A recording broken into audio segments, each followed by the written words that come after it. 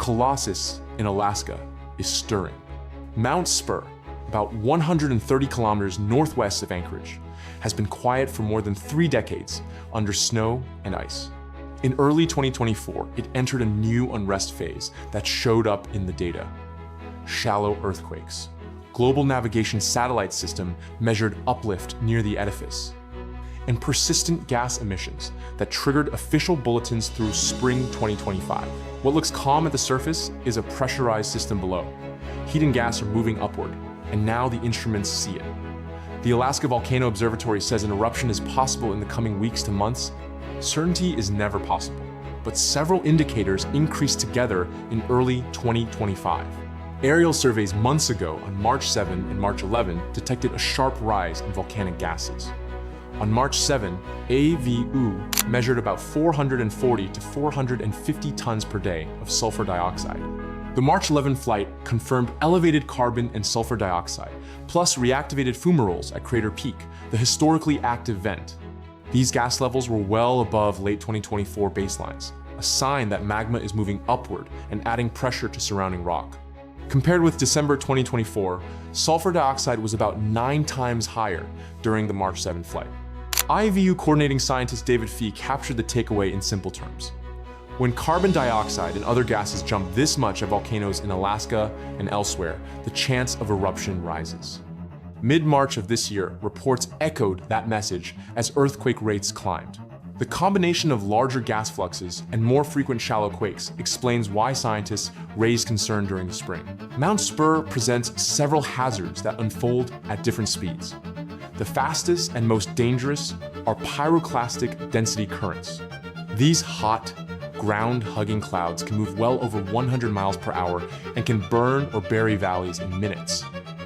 Lava flows are typically much slower. Eruptions at Spurr can also send ash columns to around 5,000 feet, drifting toward Anchorage and other communities. Ash can disrupt aviation, reduce visibility on roads, short out power components, and irritate lungs and eyes.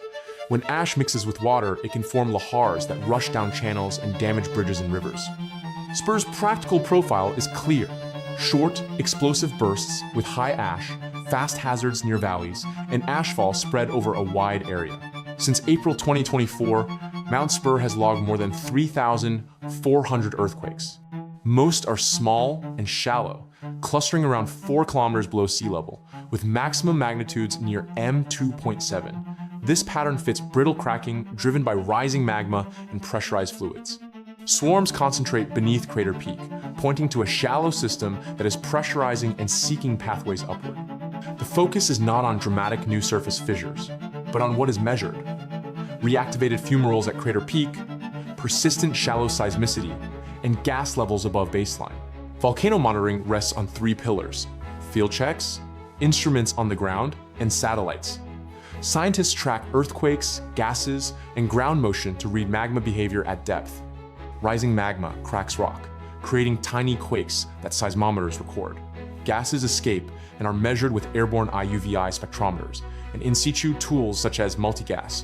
Ground motion is mapped with GeoRevealed stations and satellite radar called INSAR to detect uplift or subsidence that might point to a shallow intrusion. Observation flights and thermal cameras look for new steam, heat, or vent changes. For example, a large steam plume on March 26 of this year drew attention, but quakes and gas did not spike that day. Together, these tools build a 3D picture, where magma might be rising, how pressure is changing, and whether gas ratios are shifting. This improves risk estimates. Exact timing is never certain, so warnings rely on several indicators rising together, not on a single dramatic signal. Since last year, earthquake swarms have been frequent and mostly shallow, with some weeks exceeding 100 events clustered near about 4 kilometers below sea level. Modeling places the shallow intrusion a few kilometers west of the summit. In October, there was also a deep event about 68 miles down, likely within the subducting slab.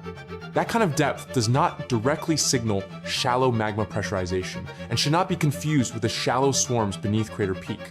Activity has pulsed up and down through 2024 and 2025. The system remains stressed, but as of late July to August of this year, the Alaska Volcano Observatory reported that the shallow intrusion had stalled, deformation had not resumed since March, and the near-term probability of eruption was low to extremely low. Low-level unrest continues and the volcano remains under close watch. Current signals point to a pressurized, shallow system centered on Crater Peak. Sulfur dioxide measured recently was about 9 times higher than December 2024 levels, consistent with fresh gas input from rising magma. Deformation and seismicity complete the picture. Although shallow uplift paused after March, a renewed intrusion would likely show up first as an increase in shallow earthquakes, renewed heating at vents, and measurable deformation on GeoRevealed and INSAR. Those changes often appear days to weeks before an eruption. Calm periods can be deceptive, so the correct stance is watchful readiness, not alarm. History shows Spurr can switch from quiet to explosive in hours. In 1953 and 1992, short eruptions lofted ash to about 5,000 feet and spread it across south-central Alaska.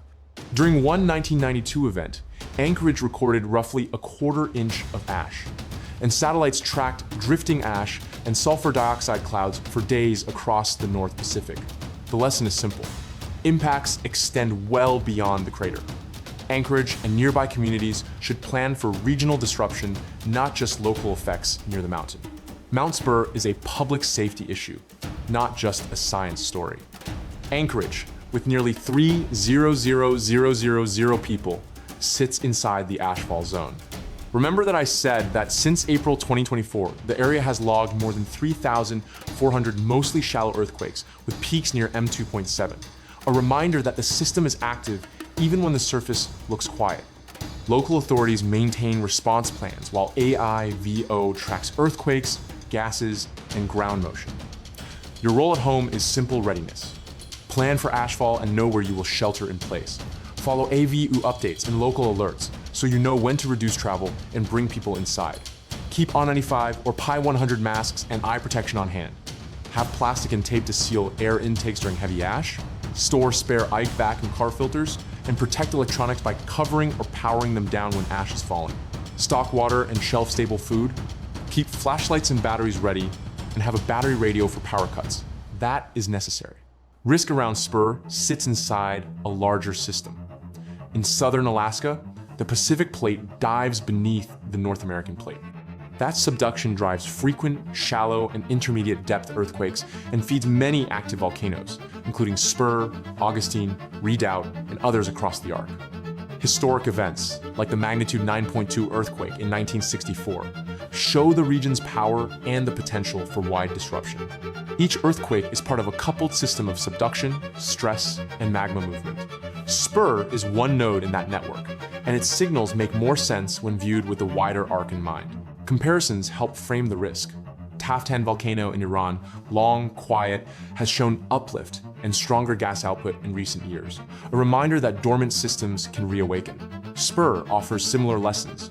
Each gas burst, quake, swarm, and millimeter of ground motion helps map how magma moves and where pressure builds. Spurr's main impacts come from short, explosive bursts. Ash plumes can rise above 50,000 feet and spread hundreds of kilometers, affecting aviation routes across the North Pacific and daily life on the ground. Ash on roads reduces visibility and traction. Ash on roofs adds weight. Fine particles clog air filters and can irritate lungs and eyes.